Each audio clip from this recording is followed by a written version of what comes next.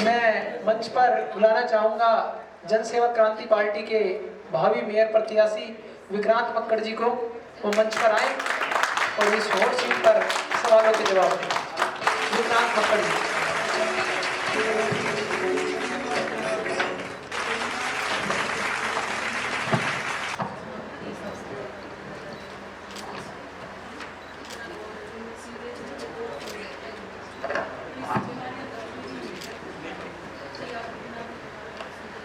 अभी हमारे साथ मौजूद है विक्रांत मक्कड़ जी, जो कि सह संस्थापक है जन सेवक क्रांति पार्टी से और भावी मेयर उम्मीदवार है जन सेवक क्रांति पार्टी से। तो इनसे बात करेंगे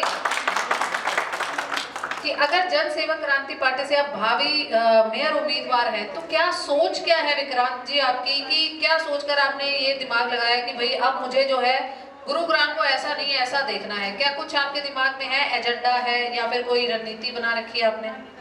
सबसे पहले मैं आभार व्यक्त करना चाहूँगा वायरल सच का आज आमंत्रित करने के लिए जी, और सभी साथीगण जो यहाँ उपस्थित है मैं सबको नमस्कार करना चाहूँगा और आपके सभी व्यूअर्स को भी।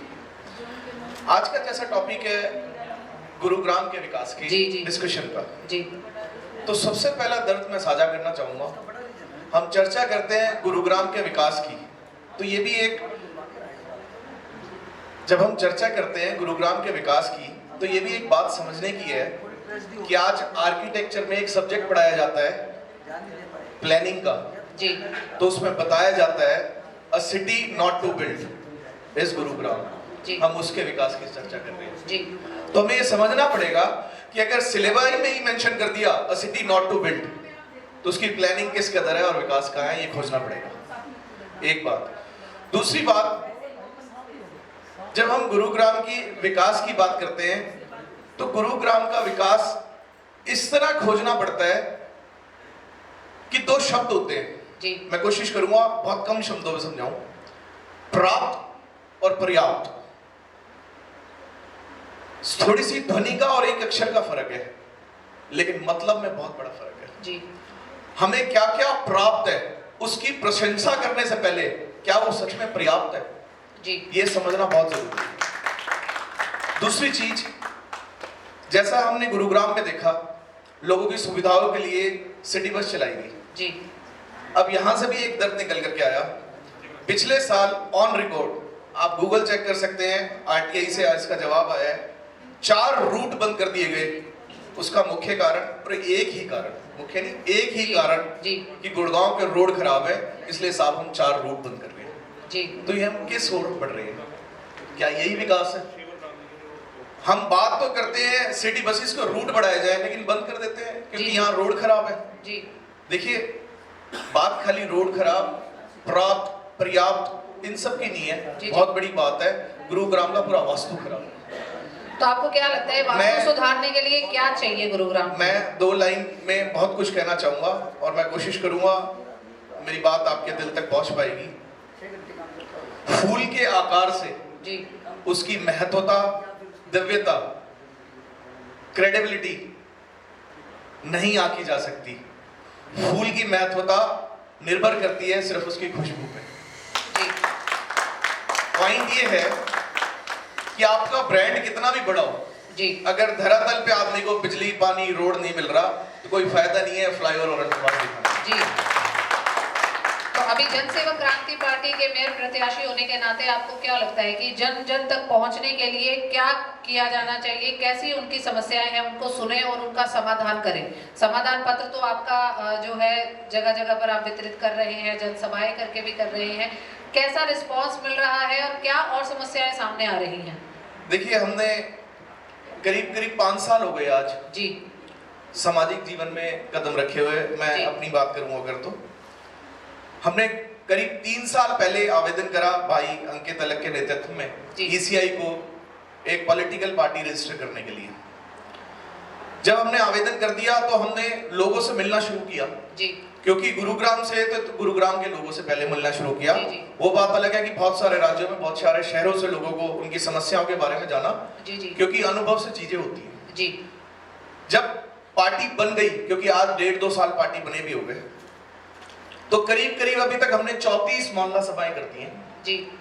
उन 34 मोहल्ला सभाओं से लोगों के दर्द सुन के, उनकी समस्याएं सुन के जब उनको पेन डाउन करा तो हमने समाधान पत्र बनाया। एक बात। दूसरी बात, जब हमने लोगों से समस्याएं सुनी, लोगों से समस्याएं समझी जी और समाधान पत्र बनाया, तो उससे हमें यह भी पता चला कि विकास नहीं, बहुत कुछ खराब हुआ है जी।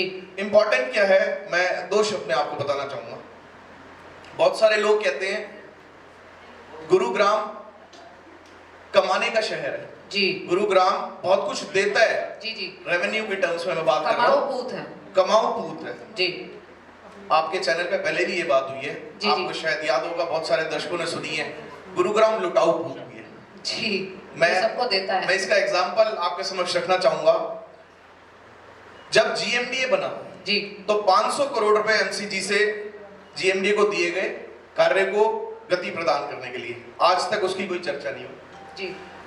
फरीदाबाद म्युनिसिपल को 150 करोड़ रुपए 2010 में दिए गए, आज 50 करोड़ रुपए इंटरेस्ट जोड़ लीजिए, जो ऑन पेपर गुरुग्राम एमसीजी बार बार मांग रहा है लेटर भेज के, जी। और वो रिप्लाई आता है अभी हम असमर्थ हैं देने के 200 जी। करोड़ रुपए।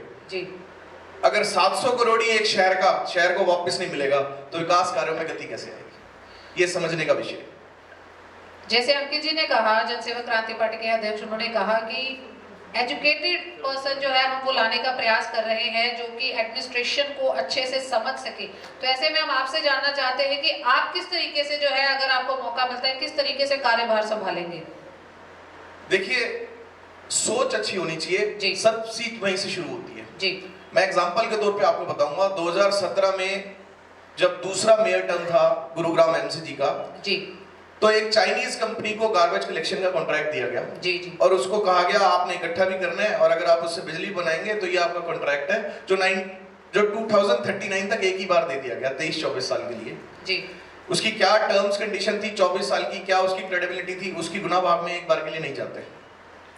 अब क्योंकि उसने गार्बेज इकट्ठा करना शुरू कर दिया, उसने एक पहाड़ बना दिया, बिजली तो नहीं दी, कूड़े का पहाड़ दे दिया बंदवाड़ी में, आप जानते होंगे।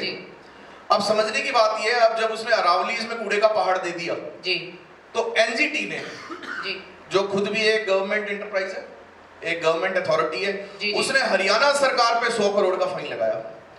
अब अगर हरियाणा सरकार 100 करोड़ का फाइन भरता है तो वो सरकारी खजाने से जाता है जी, जी। वो सरकारी खजाना जो है उसके जो पैसे हैं वो सारे आमजन से गए हुए हैं जी। यानी कि जो फाइन लगा है वो आमजन की जेब से जा रहा है, तो जी। किसकी गलती थी इसमें, जी। ये भी समझने का विषय है। तो बात सारी सोच से शुरू होती है। अगर आपकी सोच अच्छी है, आपको पता है काम सही दिशा में कैसे होगा, पॉजिटिव एटीट्यूड है, तभी आप कुछ अच्छा कर पाएंगे, जनहित में कर पाएंगे, जनसेवा सच में कर पाएंगे, नहीं तो सब कागज पे रहेगा और जेब भरी जाएगी।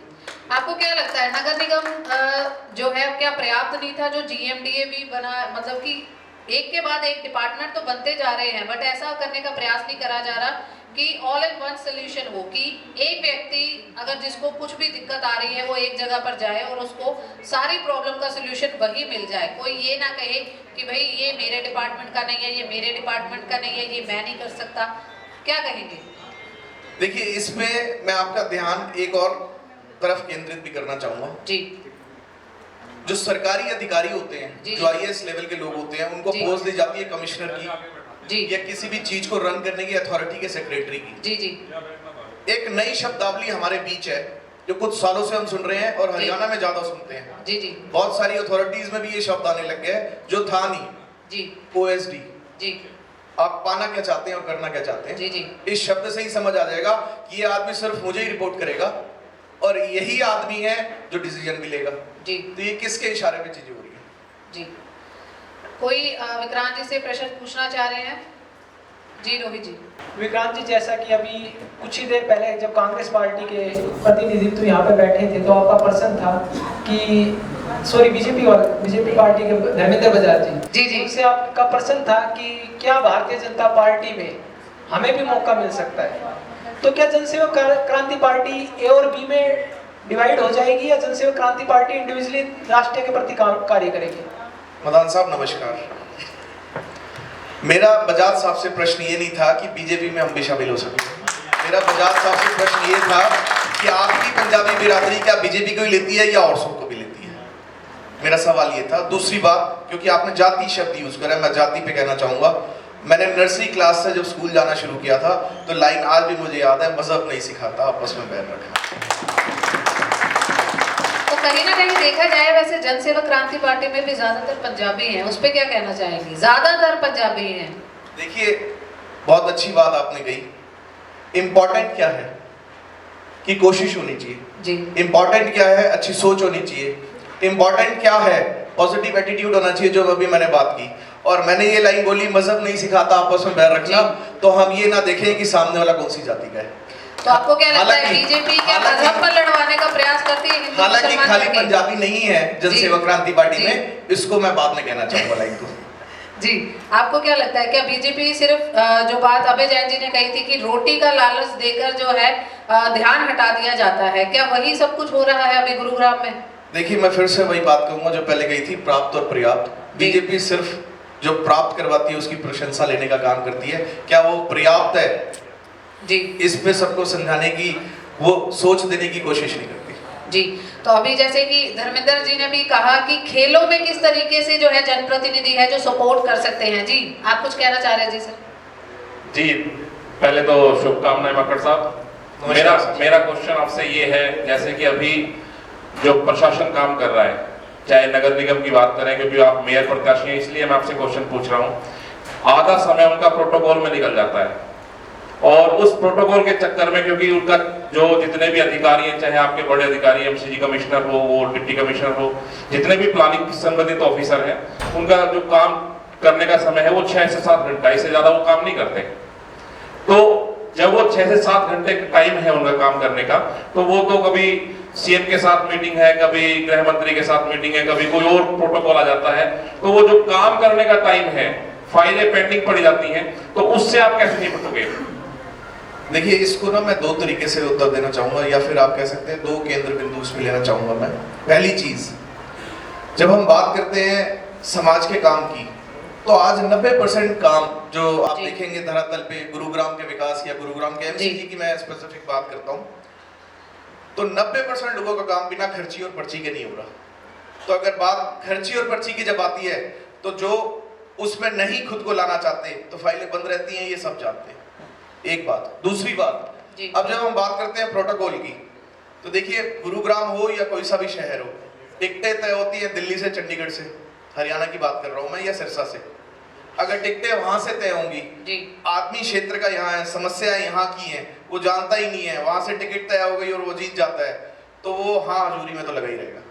नहीं, वो बिल्कुल आपकी बात सत्य है, लेकिन मैं जो कह रहा हूँ कि आपके सामने जो चैलेंज आने वाला है, आप सिर्फ गुड़गांव केंद्रित करके चल रहे हैं फिलहाल, और सरकार ऊपर जो हरियाणा में आनी है वो कोई अलग पार्टी की होगी, क्योंकि आप सिर्फ केंद्रित कर रहे हो अभी गुड़गांव को। आप उनसे कैसे बचोगे? आप मेरे केंद्र से ये पूछना चाह रहे हैं कि मैं या जन सेवक क्रांति पार्टी? आप मेयर प्रत्याशी, मेयर अपने मैनेजमेंट को कैसे मैनेज करेगा? देखिए, बहुत अच्छी बात कही आपने। 2 चीजें होती हैं जब आदमी एक संवैधानिक पद पे आता है, एक उसको अपने कर्तव्य, अपनी जिम्मेदारियां याद हो, और दूसरा वो ऐसा व्यवहार रखे कि चाहे उसके साथ, जैसे एग्जांपल 40 पार्षद होंगे, वो ऐसा व्यवहार रखे कि वो किसी भी पार्टी के उसके साथ काम करने में हिचकिचाए।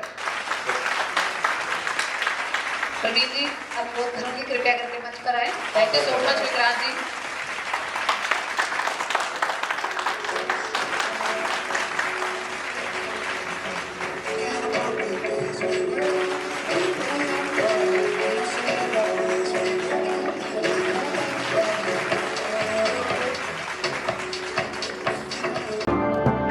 Audio Jungle.